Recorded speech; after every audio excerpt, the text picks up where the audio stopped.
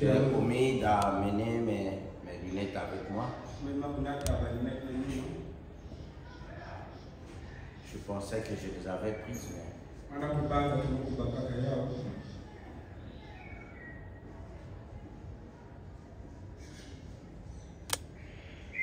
Nombre chapitre 22 à partir du 21e verset.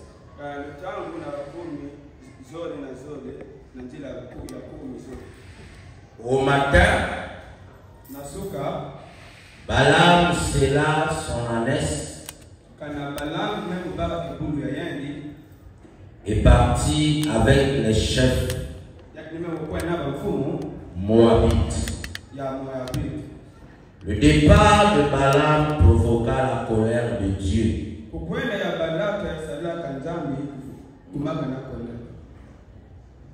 Tu dois traduire soit ce que je dis ou tu lis directement.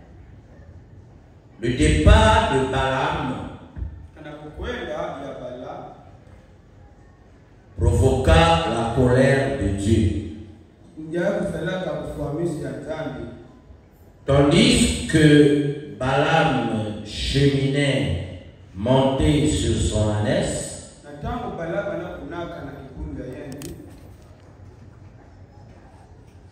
un problème de prononciation. Tu n'arrives pas à différencier Balaam de Balak.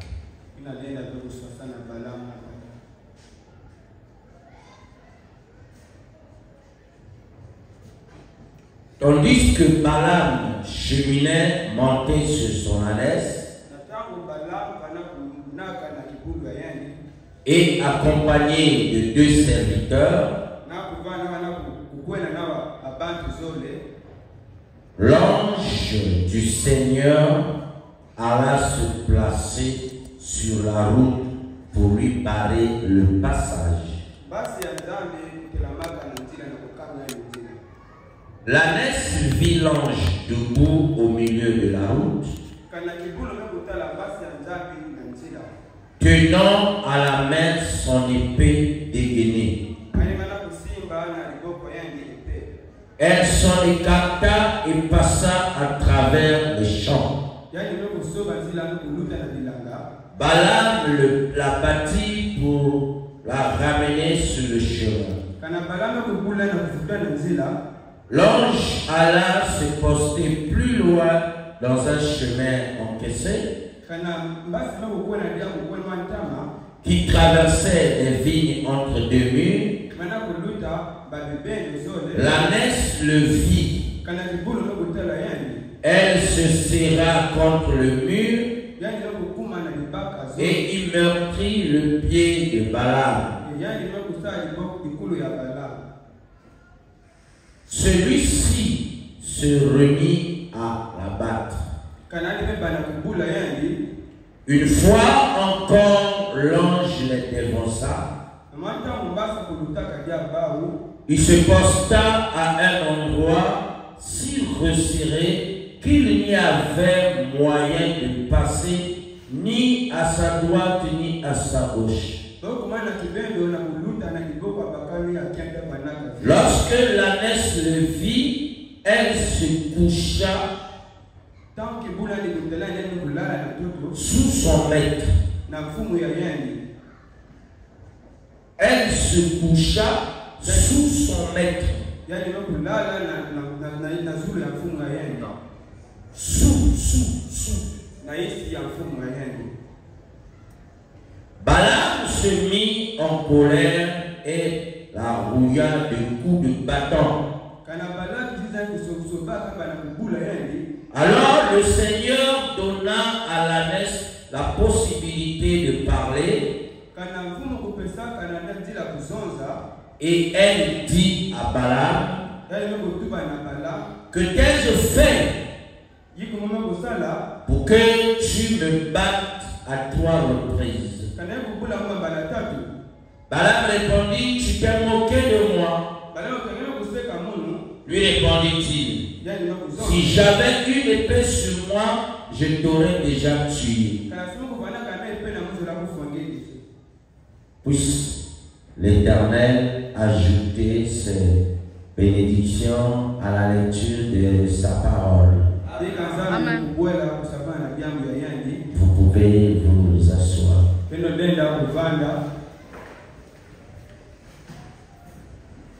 Je suis très heureux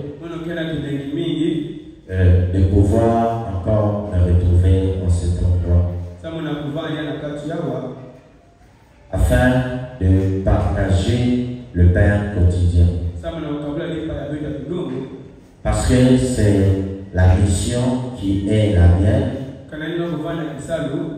et je suis obligé de m'y atteler sans condition, sans pression. Que 10 000 tombent à ma droite, que 1000 tombent à ma gauche. Moi, je continuerai à avancer. Donc, l'environnement ou l'entourage, son attitude, sa faiblesse ou sa force ne m'influence aucunement.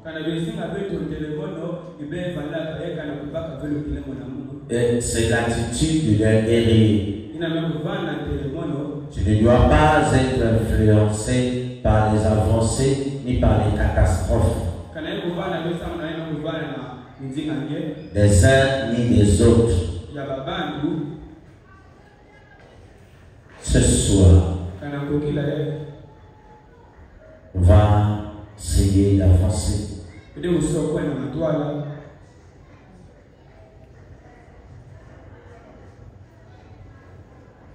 Prière est que le Seigneur m'aide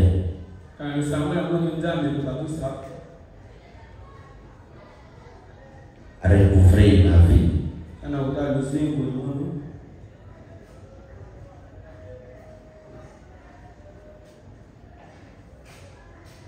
en lui tout simplement je me confie.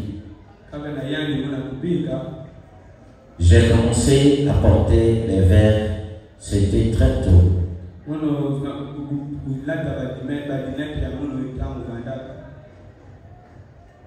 Juste après 12 ans,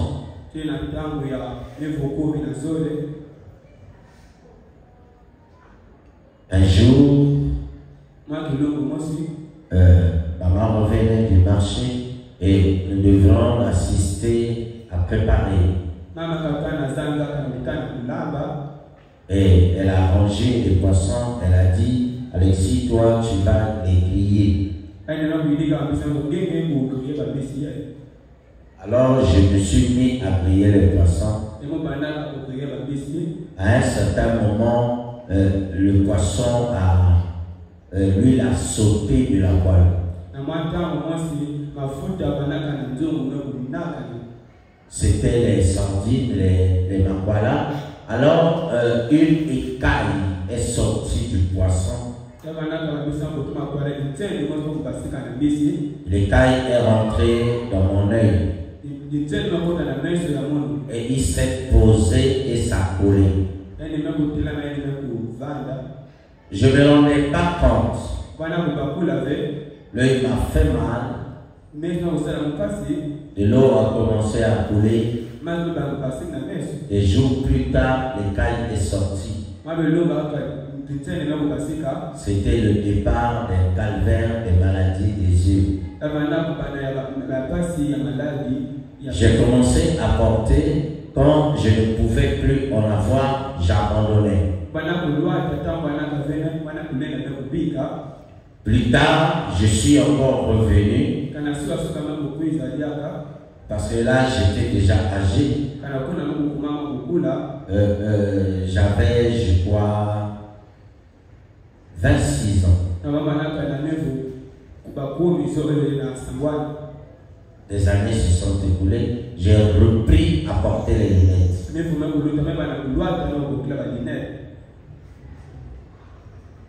Juste de 26 ans jusqu'à 30 ans.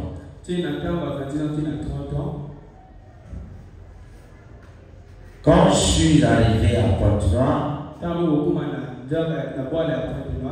j'ai dit, Seigneur, je ne vais pas porter les lunettes, aide-moi.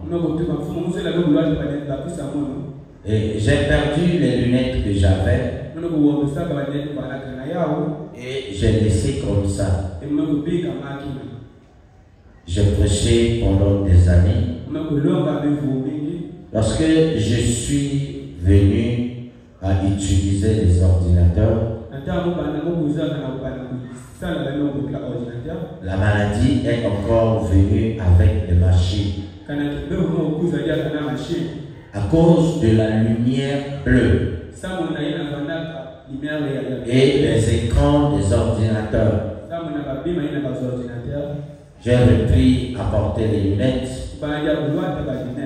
Et jusqu'à ce jour, parfois j'abandonne, parfois je porte, j'abandonne, je porte, j'abandonne, je porte. Je vois très bien. Même si tu es heureux là-bas, je te distingue. Je n'ai pas de problème avec ma vision de loin. Mais j'ai des problèmes avec la vision de près. Avec la vision de près, quasiment, je ne vois pas. Lorsque je regarde la Bible, c'est comme si tout est collé. Je ne distingue ni les mots, ni quoi que ce soit. À moins que je porte des verres volumineux. Mais je crois que ça ira. Que Dieu va me restaurer ma vision. Alors, à vous qui êtes encore très jeunes, je vous conseillerais, il y a des verres qu'on vend actuellement dans le cadre est magnétisé. Et en plus, il y a 5 lunettes en un. C'est-à-dire, ça protège les yeux de la lumière bleue, ça protège les yeux des écrans de télévision, de téléphone, ça protège les yeux de la mauvaise lumière, ça protège les yeux de la lumière du soleil, les ultraviolets et tant d'autres choses. J'ai vu les effets de ces lunettes-là. Quand je les ai achetées en ce temps-là, Joseph portait les lunettes. Mais à un moment, il a pris ses lunettes et il les a mis. Ça n'a pas pris beaucoup de temps. Et le Seigneur l'a guéri. Il a retrouvé sa vision. Et dès lors, il n'a plus jamais porté les lunettes. Mais sinon, c'était difficile parce qu'il ne pouvait pas lire sans porter les lunettes, les larmes coulaient de ses yeux. Parfois, laissons Dieu tranquille. N'allons pas le provoquer. Parce que nous allons chercher des problèmes et nous voulons que lui puisse apporter des solutions. Nous allons chercher les maladies et nous venons à Dieu guérir-nous. Faites très attention.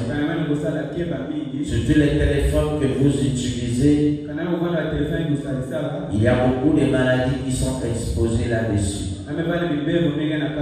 La qualité de la lumière, la qualité des écrans, la qualité des composants.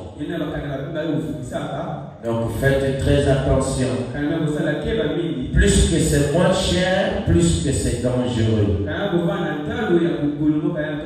Et donc de la bonne qualité, il faut dépenser beaucoup d'argent. Et là aussi, il y a un problème. Donc choisissez la sécurité. Ne fournissez, ne fiez pas vers la quantité.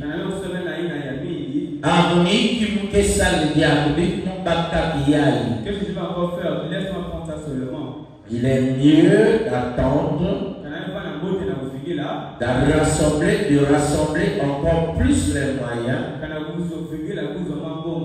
afin que tu puisses acquérir un téléphone de bonne qualité, d'une qualité acceptable. Mais tout ce que l'on voit là dehors, faites très attention.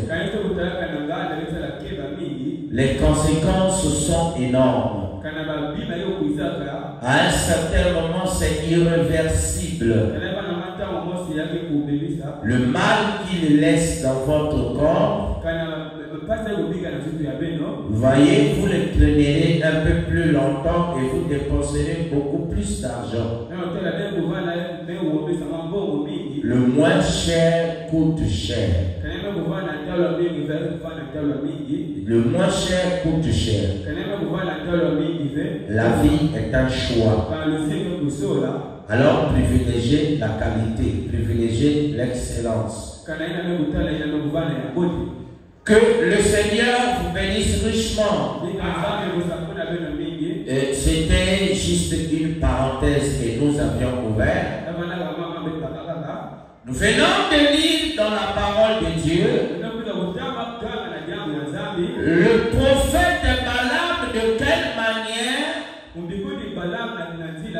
et lorsque les messagers de Balaam arrivèrent chez lui, et Balaam leur dit que même ici Balak me donnait toute sa maison remplie d'or, moi je ne viendrai pas, car je ne peux pas maudire ce que Dieu a béni. Et lorsque les messagers de Balak repartirent chez leur roi, ils allaient dire le contraire. Vous voyez les politiciens, ceux qui servent les politiciens, nombreux, ils sont pas sérieux. Remarquez, le roi les a envoyés pour aller s'enquérir de la situation auprès du prophète Balaam. Car le royaume était menacé. Israël avait infligé une douleur atroce auprès des Amoréens. Donc c'était maintenant le tour de Moab de subir, à moins qu'ils puissent coopérer avec eux. Et il les envoya pour consulter Dieu. Mais généralement, lorsqu'ils partaient, ce n'était pas une consultation. Et c'est ce que la majorité des gens font. Il va auprès d'un prophète. Dans la nouvelle alliance, un prédicateur est un prophète. Donc quand toi tu viens me voir, tu viens consulter le prophète. C'est ce que je suis dans la nouvelle alliance. Et généralement quand les gens viennent, ils ont leur idée à eux. C'est le problème qu'a l'église en ces derniers jours. Il va pour consulter Dieu, mais il veut que l'homme de Dieu lui dise ce que lui il veut. Mais mon ami, si tu savais ce que tu allais faire, pourquoi venir me voir? C'est ça l'hypocrisie. Tu connais ce que tu veux faire, tu viens me consulter pourquoi? Va-y, applique ça.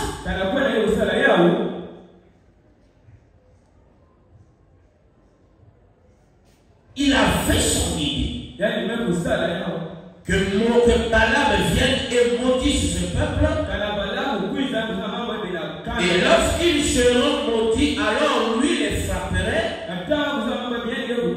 Et lui les battrait. Et lui les chasserait. C'était fond. Mais lorsqu'on va consulter Dieu, Dieu a sa solution à lui. Généralement, elle n'est pas en accord avec ce que nous pensons. Parfois, elle vient de façon contraire. Et au lieu que le croyant accepte la volonté de Dieu, généralement, ils ne sont pas d'accord. Au lieu de rester tranquille, ça respecte. C'est là que les gens attirent des fléaux, des malédictions sur eux. Et la nature ou l'humanité n'a pas changé. Depuis la nuit des temps, ça a toujours ainsi que les humains ont toujours agi. C'est pourquoi il est important de lire la parole pour que vous sachiez de quelle manière les anciens, ceux qui nous ont précédés, se sont comportés. Balaam n'a pas dit qu'il ne viendra pas. Il a présenté son statut, son règlement intérieur. Il dit chez moi, ne viens pas pour venir me donner l'argent et m'obliger. Ce n'est pas parce que c'est Balak qui vous envoie. Ouais, il est un grand roi, mais moi ici, je suis au-dessus de la royauté. Mon départ est conditionné par la seule volonté divine. Ce que Dieu dira, c'est ce que je ferai. Et ils sont partis. Oh non, Balaam ne veut même pas venir. Il a dit, même si tu as une maison remplie de trésors, ça ne l'influence pas. Les commentaires. Au lieu de dire la vérité, de raconter l'histoire telle qu'elle est, non. Mais ils ajoutent qu'ils racontent ce qu'ils pensent. Parce qu'ils veulent gagner la faveur du grand roi. Ils veulent des nominations. Ils veulent être des hommes importants. C'est ce qui détruit l'Église en ces derniers jours. Je vous le dis, c'est ce qui détruit l'Église en ces derniers jours. Dieu dit, tu ne connaîtras point adultère. Tu ne mangeras pas le fruit de l'arbre qui est au milieu du jardin. Par le jour que tu en mangeras, tu mourras.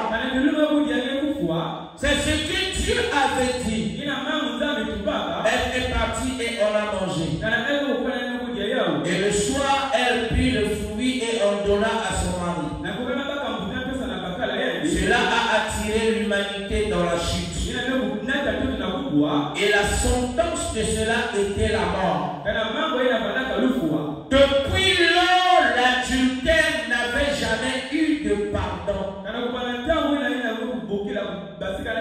Cela a pris 6000 ans. Le péché d'adultère n'a jamais été pardonné.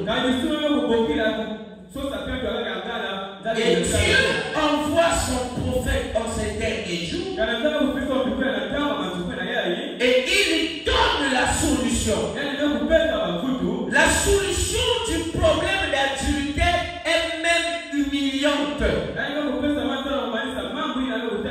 C'est humiliant d'aller commettre adultère. En ces derniers jours, Dieu dit à son prophète, à supposer, je ne dis pas que je vais commettre adultère. Je dis, jamais je ne le ferai. C'est pas comme les gens disent, il ne faut jamais dire jamais. Jamais je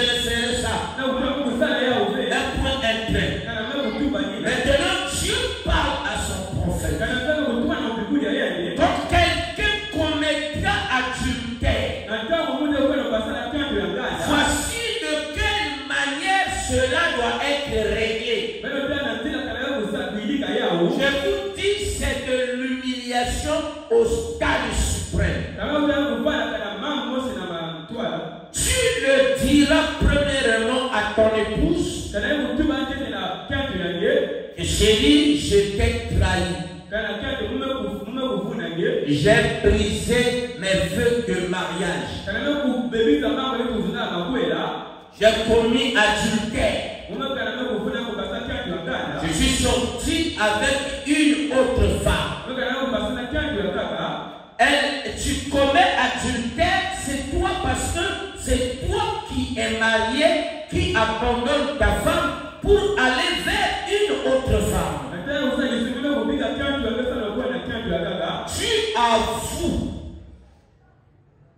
à ton épouse. C'est pas comme les mandats les disent, une faute avouée et à moitié pardonnée. Mais nous voulons le véritable pardon, pas le pardon à moitié.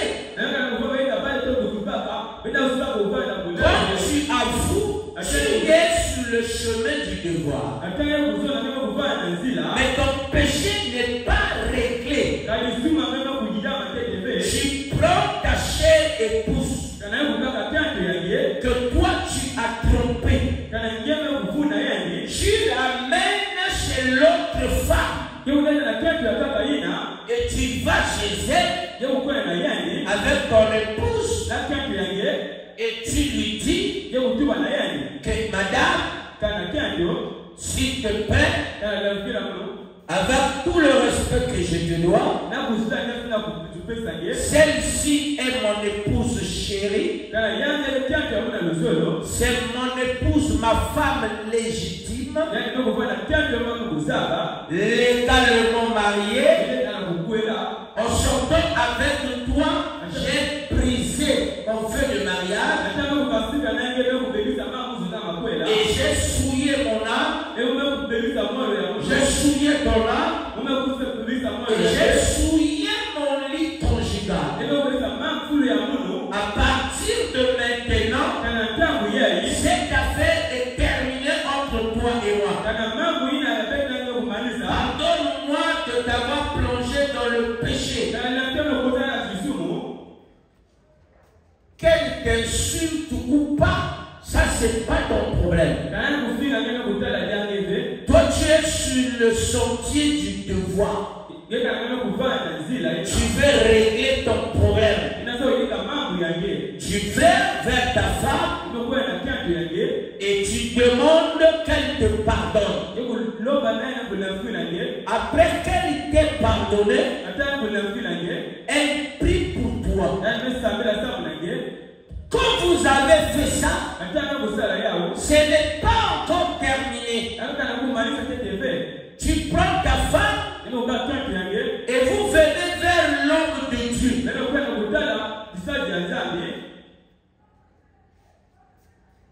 C'est de l'humiliation. Déjà le dire à ta femme, c'est suffisamment humiliant. Il faut aller dire à l'autre femme devant ta femme. C'est le comble de l'humiliation. Et tu viens chez le pasteur. Vous venez le dire. Lui, prie pour vous. Pour chasser le démon de l'adultère. C'est après qu'il est fait comme ça que vous avez appliqué le signe du sang. C'est la seule condition pour que votre péché vous soit pardonné. C'est vraiment humiliant. Mais la solution est donnée. Mais les gens continuent à commettre adultère.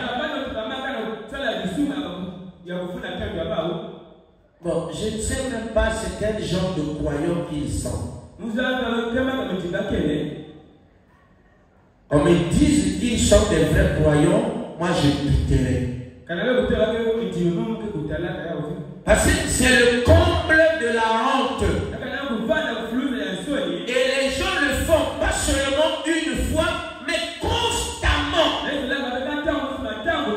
Et l'église n'a plus honte du péché qu'on appelle adultère. Les diacres, les huissiers, les prédicateurs, tout le monde sont là. Et ça ne leur dérange plus. Vous arrivez quelque part au catalogue, il y a combien d'adultères? On ne parle même plus de l'adultère. Au catalogue, il y a une deuxième femme là, appelez-vous. Au catalogue, il y a une deuxième femme là, Jimbaba. Catalogue, il y a une deuxième femme à Jimbabouka. C'est de la honte. C'est une honte, je vous dis, mes bien-aimés frères. Mais l'église, les gens n'ont plus honte de ça. C'est devenu une norme. Et les femmes, on les compte.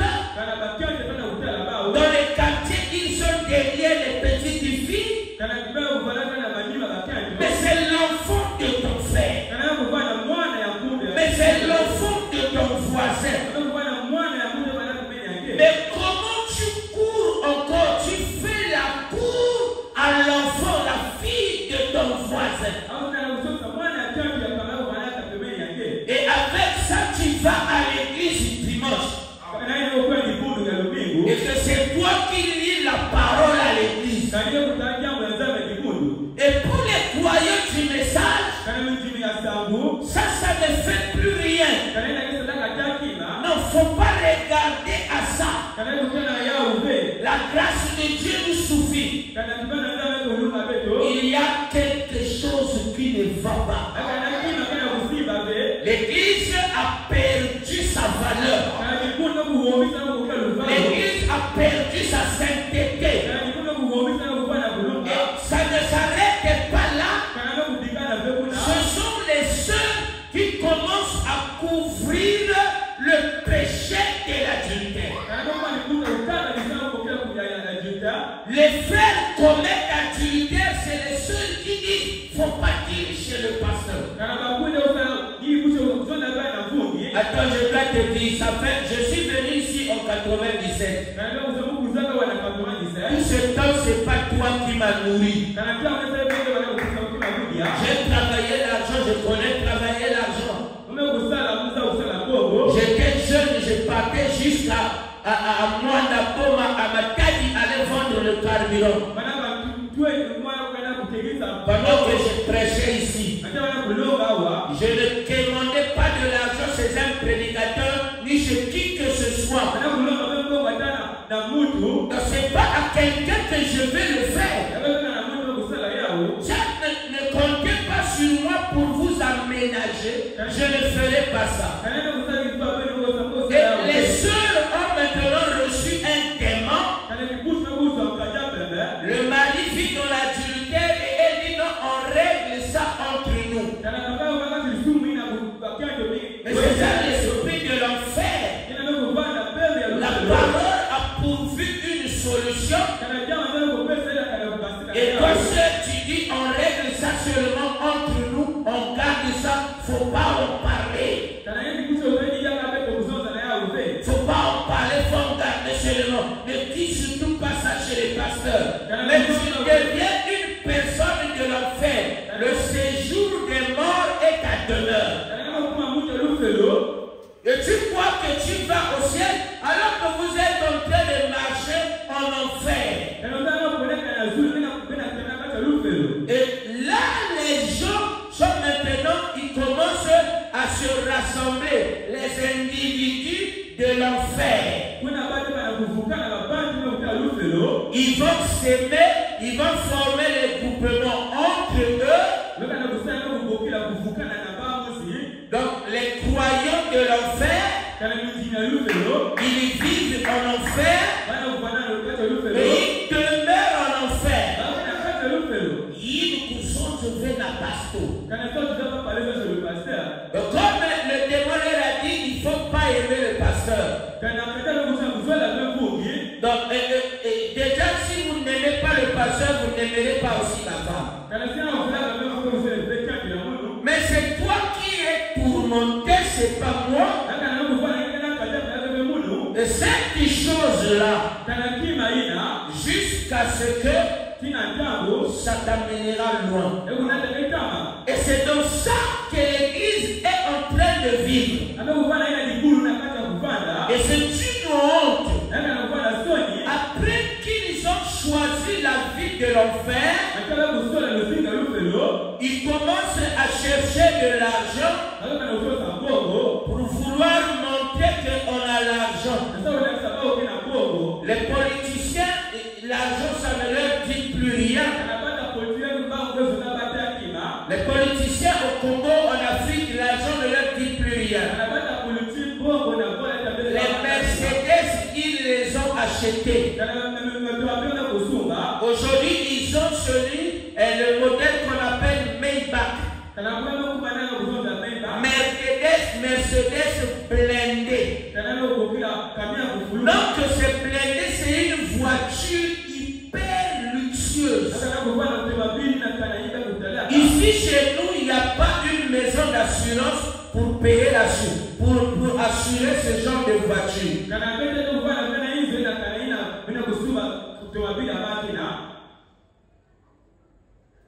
Oh non, les 4 Mercedes, ça là, ils sont fatigués. Au GDAM, ou quoi, ou à Bonnet, ils ont tout acheté. Déjà, Plateau, c'est une vieille voiture. Ils ne regardent plus, même leur souris n'entre plus dans les Prados. Ce n'est plus une voiture. Vous voyez? Ça, ils ne considèrent plus. Si c'est les maisons, ils vivent dans de belles maisons. Donc la maison n'est plus un problème. Ça, ce sont les gens que nous appelons les païens. Ça ne leur influence plus. Tu vas chez quelqu'un qui a un bon boulot, oh moi j'ai une maison. Mais c'est idiot. Et dit que tu as une maison. Ils vont te regarder, ils vont se moquer de toi. Vous voyez? Moi j'ai de l'argent. Ils vont se moquer de toi. Ils ne savent pas de quoi tu parles. Ça ne leur influence plus. Ils ont dépassé les limites. Et ils font tout ça là. Ils font ça sans même un yoga du Saint-Esprit. Ils n'ont même pas une goutte de Dieu. Ce sont des athées. Ils sont dans le fétichisme. Dans les milimo ils sont là-dedans. Mais ils ont plein d'argent. Que toi tu es un frère, toi tu es une soeur. Tu trouves un peu d'argent. Tu commences à croire que tu as quelque chose. Donc ça c'est la plus grande honte qu'on peut trouver dans l'église. Si les croyants commencent à vanter le matériel comme étant une qualité que Dieu les a aimés, Dieu les a bénis, Dieu les a choisis, alors là moi je suis désolé.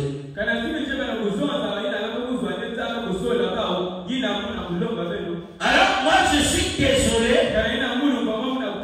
Vous ne savez pas de quoi vous parlez. C'est une honte qu'on s'appelle chrétien en ces derniers jours. Et qu'on essaie de vanter le matériel. C'est une honte. Jésus, la Bible nous parle même d'un monsieur qui avait fait des grands champs, qui avait récolté des grandes récoltes. Il avait plus de greniers. Il a fait détruire tous les greniers qu'il avait.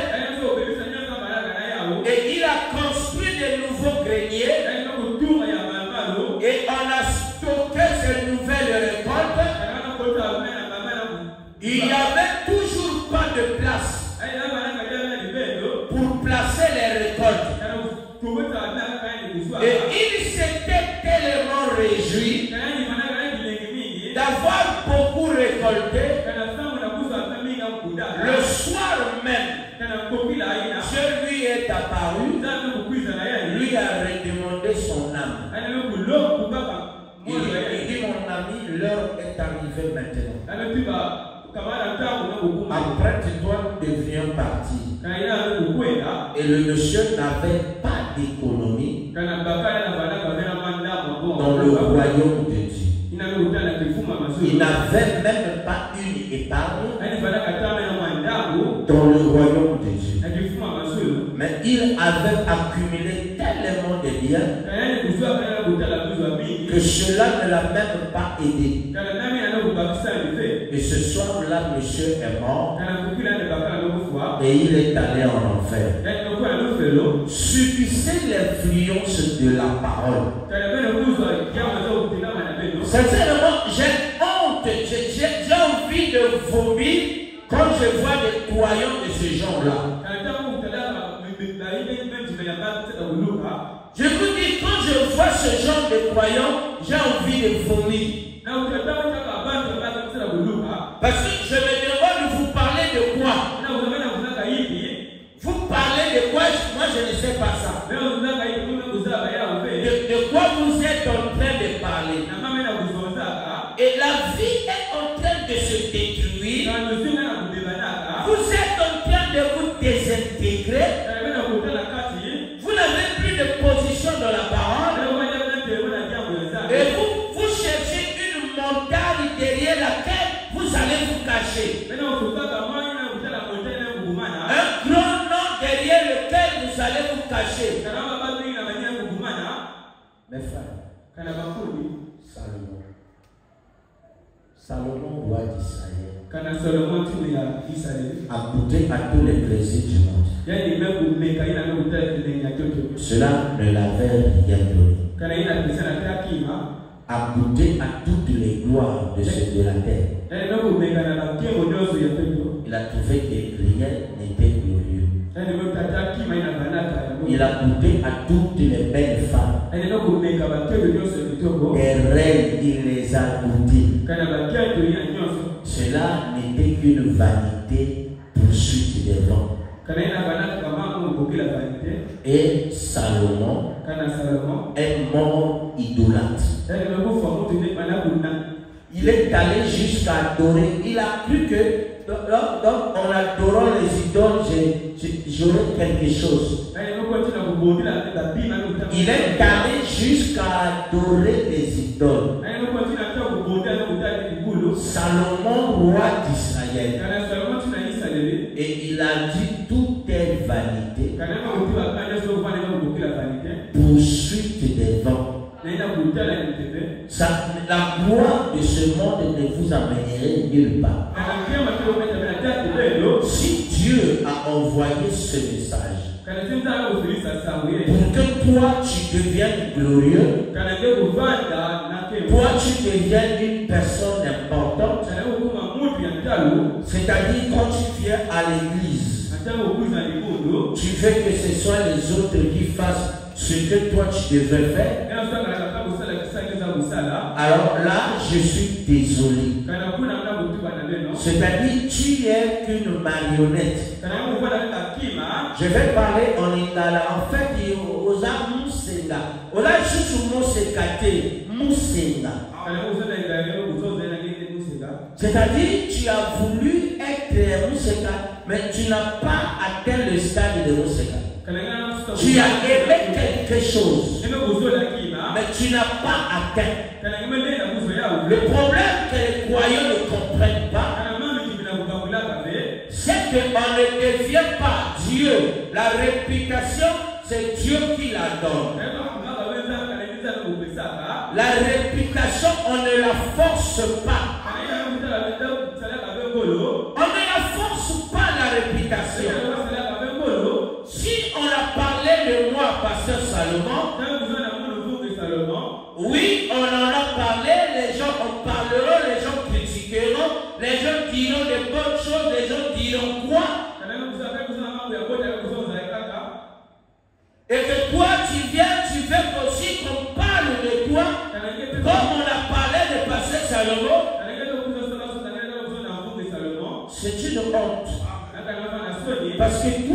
n'es pas moi. Toi, tu n'as pas fait ce que j'ai fait. À chacun son temps. À chacun son jour. À chacun son heure. À chacun sa minute. À chacun sa seconde. Chacun de nous a une histoire particulière. Chacun de nous a un couloir dans lequel il doit marcher. Ne quittez pas votre position pour aller ressembler à quelqu'un d'autre. Non, Dieu, quand il fait les hommes, il fait les marques déposées. Il n'a créé qu'un seul docteur Salomon. Un seul docteur Lys. Si toi tu veux être comme moi, mais il faut m'aimer tout simplement pour que les vertus qui sont dans le monument appelé Salomon passent vers toi. Mais si tu commences à attaquer, c'est ça les moineaux. Ils avaient un petit cerveau. Et le monde des États-Unis était dans le noir. Mais un seul lieu où il y avait la lumière, c'était à la statue de la liberté. Et ces oiseaux se sont faufilés, sont courus vers la statue de la liberté. Au lieu d'utiliser la lumière pour sauver leur vie, ils ont commencé à vouloir éteindre la lumière. Et ils se sont mis à se cogner contre la statue de la liberté. Et ils sont tous morts. Et au lendemain matin, on a trouvé des milliers et des milliards d'oiseaux qui étaient morts. Et les humains ne comprenaient pas pourquoi ces oiseaux étaient morts.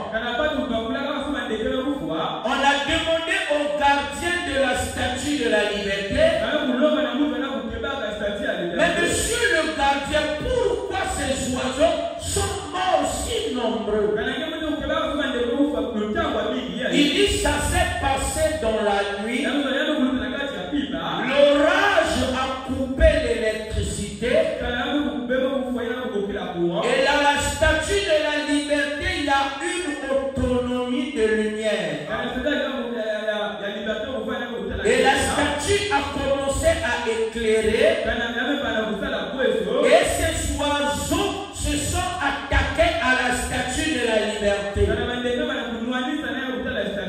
Au lieu d'utiliser la lumière pour se cacher, pour se trouver un bel endroit, ils se sont opposés à la lumière. Et ils sont tous morts. C'est le problème des prédicateurs. C'est le problème des croyants. Quand moi j'écris, toi tu étais mondain. Ça fait longtemps. Quand j'ai prêché, toi tu croyais même pas. Peut-être tu n'avais même pas d'enfant. Je prêchais déjà. Quand j'ai prié pour les malades, toi tu connaissais pas Dieu. Je peux enterrer dans la dénomination. Quand j'ai traversé des forêts pour aller évangéliser, tu n'étais pas là. Traverser les eaux où il y avait des crocodiles, tu n'étais pas là. Et que maintenant, au lieu de te réjouir de ce Dieu glorieux,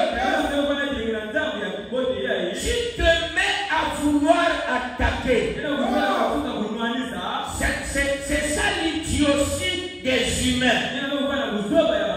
C'est là qui a causé la perte de Fayulu de l'autre. On lui a posé la question, mais quand tu seras président, qu'est-ce que tu feras du grand Raïs? Il a dit, pourquoi tu dois être arrêté et aller Or, le pouvoir est soumis à une loi. Et que toi qui accèdes au pouvoir, tu dois protéger celui qui t'a précédé. Parce que tu peux avoir des bonnes idées. Et le jour que tu deviens président, tu découvres d'autres puissances, d'autres jonctions qui dirigent le monde et qui commencent à te pliger certaines choses. Tu comprends que si ces messieurs ont agi ainsi, ce n'était pas de leur faute. Certaines décisions ne sont pas prises dans nos pays. C'est les autres qui décident pour nous. Et nous voyons seulement les messieurs ont fait ça, les messieurs ont fait ça, c'est mauvais, c'est pas possible. C'est le manque d'intelligence et de sagesse. Voilà, nous enseigner qu'on n'insulte pas le roi, qu'on ne parle même pas en mal du roi, même dans sa chambre. Donc vous les croyants, n'allez même pas un jour, vous restez dans votre chambre à coucher, en train de critiquer votre président. C'est comme un enfant qui critique son papa. Le jour que vous le ferez, c'est votre fin. C'est votre malédiction que vous avez avalée. L'on ne fait pas ça. La famille est sacrée. Papa est sacré. L'autorité est sacrée. Elle vient de Dieu. Aussi, ça c'est sacré. Et toi tu viens parler mal d'un serviteur de Dieu. Et je ne peux même pas te combattre, tu es déjà mort. Et si tu me combats, moi je vais rire seulement. Je comprends que tu n'as rien compris des lois du pouvoir. Kufanayo na mawanayo.